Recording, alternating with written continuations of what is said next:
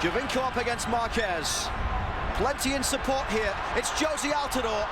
It's Josie Altidore again to finish it, and he does! Josie Altidore restores the 2-goal lead, and with 5 minutes to go, puts Toronto FC on the verge of a first ever playoff win. There it is, a man on fire. Josie Altidore caps off a man of the match performance with the dagger, a 3-1 win for Toronto FC on an historic night at BMO Field, the first home playoff game in club history and the franchise's first playoff victory. Gareth Wheeler, Terry Dunfield with you. I've been watching this team since day number one. Terry, you were fortunate enough to play for the Reds. I've never seen a complete performance like that. It wasn't perfect, but the level of intensity, the commitment, the cutting edge in front of goal, I was absolutely impressed with the performances across the board tonight by this team. And what a time to come out and produce. It was an excruciating tempo, especially that first half. That first 45 minutes was played at another level. I was tired up in the press box watching it. The way they pressed, the way they battled, it was an absolute dogfight in the middle of the park. And once they started to own that, I thought the talent and the ability started to shine through. I gave Altidore the credit off the top. He was wonderful. Really across the board, the team, you got commitment and performances from all 14 players who played tonight. But let's talk about the DPs for a moment. Altidore, Sebastian Giovinco, and Michael Bradley, they were all incredible tonight. Yeah, let's start at the top with Altidore, and his goal sums it up. He played like a man possessed tonight on both sides of the ball. You look at his goal, he drove at the back four. He made a mistake, made the center half make a mistake. Then Blake comes out. Probably a bad decision from him, puts it over on a plate for Giovinco, he sticks it away, and that settles the nerves in the stadium a little bit and on the pitch. But his overall performance was so impressive. He used his size, his physical strength, he brought other players into play, and he set off the press defensively. Giovinco, another level. Some of the stuff he does, his skill level. The turn on the ball, beating two players, just wonderful. Yeah, he was incredible. And you know what? Big players step up on big occasion, no one more than him. And Michael Bradley had a different performance from what we're used to here, where he's spraying the ball around the pitch and dictating the tempo of play.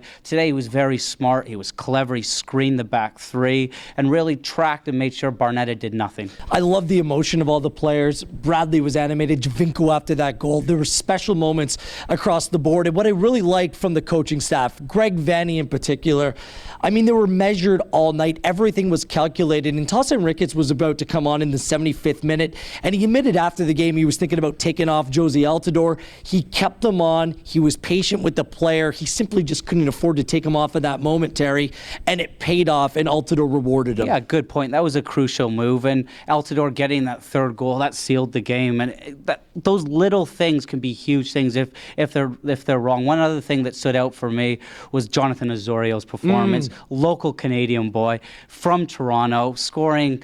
There's been question marks over whether he can finish. It's 2 in his last 2 games. Scores in Toronto FC's first home game in playoff franchise history. What a night for him. Great point, Terry. Let's hear from the captain, Michael Bradley, after it all. And he actually knew it was going to play out, well, maybe not like this, but the end result was spot on.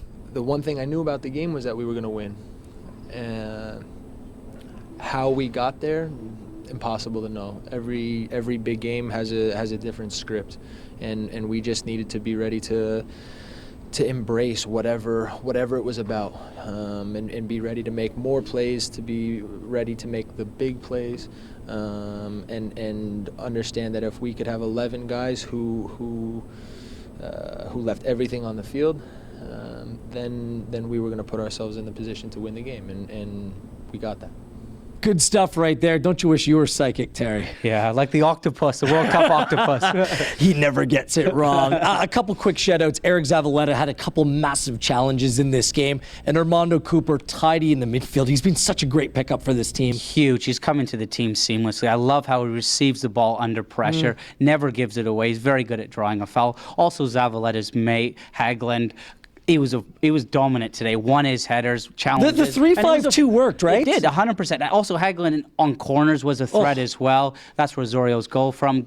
His header in the first half leads to Drew Moore chance. Blake makes a good half. I don't think anyone had a poor performance. Talking about the systems in the first half, playing a 3-5-2, we were able to press high and really pinned Philadelphia. And in the second half, it was a little bit smarter. I thought the team sat back in their blocks, were difficult to break down. They shifted together. The balance was right. What we saw earlier on in the season. The 3-5-2, I've been telling you for weeks. Are you going to admit that I was right, Terry? You were right. And you know what? Credit to Greg Venn. He Yes. got it spot on tonight and his coaching staff. Final note, the crowd tonight, 21,759, I believe, were phenomenal. They were loud. They were into it.